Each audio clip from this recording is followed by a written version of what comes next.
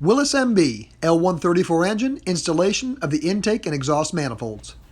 In a previous video, we assembled the intake and exhaust manifolds, and now we're going to install it on the L134 engine. I've already got the gasket in place, and the studs were put in place by the engine builder, which was Jimmy Strauss Jeeps in Diamond Springs, California. They did a fantastic job. These studs are actually coated on the inside with a sealant because they do penetrate the water jacket on the inside of the block. Just go through the studs real quick with you. We've got 3/8 inch studs that are 1.5 inches long on positions number 2, number 4, and number 6. We've got 2 of the 1 3/4 on positions number 3 and number 5.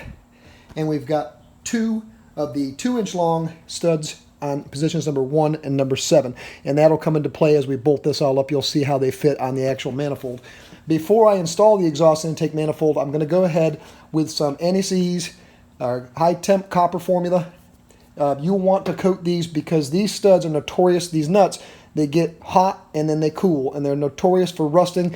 I can't tell you how many times I've heard folks snapping these off, and I've snapped them off myself, which makes a real pain when you're rebuilding an engine or if you have to remove the intake and exhaust for some reason. So I'm going to go ahead and coat all the threads lightly.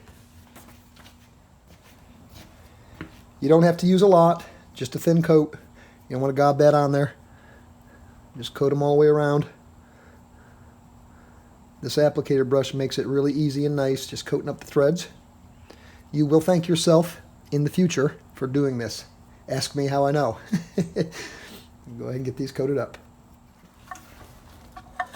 Got the intake and exhaust manifold that we made in the previous video. And again, I have not torqued down or tightened fully the 4 bolts that hold this together because we want a little bit of movement right here as we install this, just in case that surface is not perfectly flat. Just go ahead and we'll slip it right on the studs.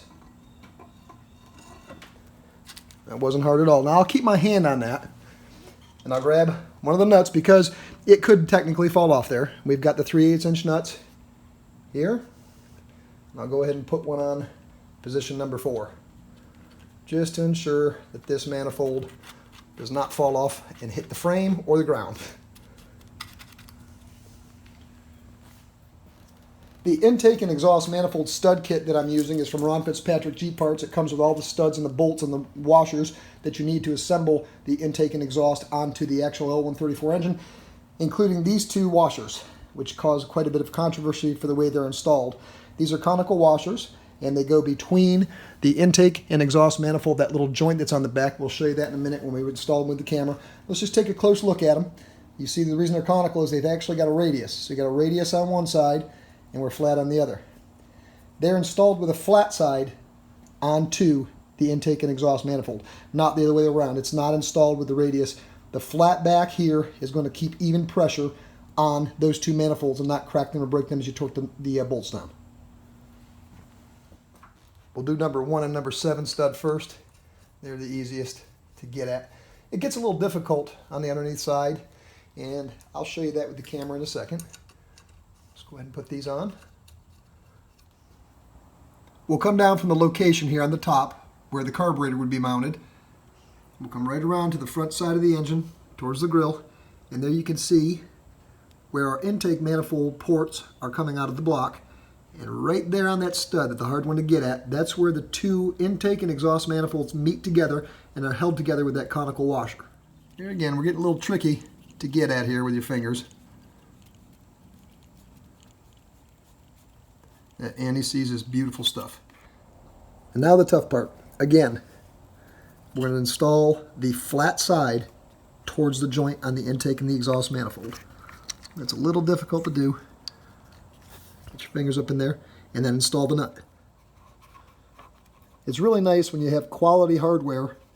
It likes to go together real nice and smooth and you don't have any burrs in it. We've got the nut installed and the conical washer, and then we'll come on the opposite side of the intake and exhaust manifold, and we'll do the same thing.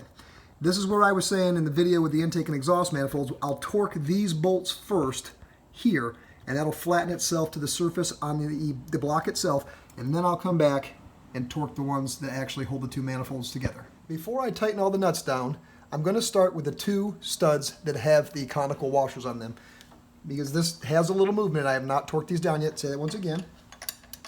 You get in here with a socket or a wrench. I'm just going to kind of give these a couple of the same turns on each side, and just if there's any play in that. It looks pretty good from what I've looked at. It looks nice and flat to the block. Just want to be sure. I'm just going for like the feel of the same resistance on each one of those nuts. Okay, so I've got those two with the conical washers on them nice and tight, and that feels good. And let me check it out from the bottom. It looks good as well. They're nice and pulled in even. So now I can go back with a socket and a ratchet and tighten the rest of them down.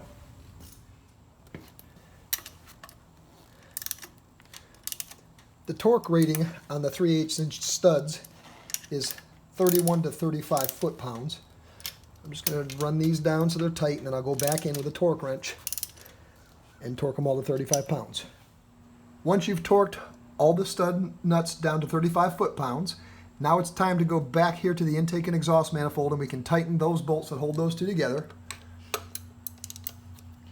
And then we're going to set each one of those to 13 to 15 foot-pounds. We'll give everything one last check. I've got some tape here that's covering the orifice where the carburetor will go, just to protect it from any debris getting inside. And we're all set to go. Thank you for watching, and please subscribe to Team G503 on YouTube.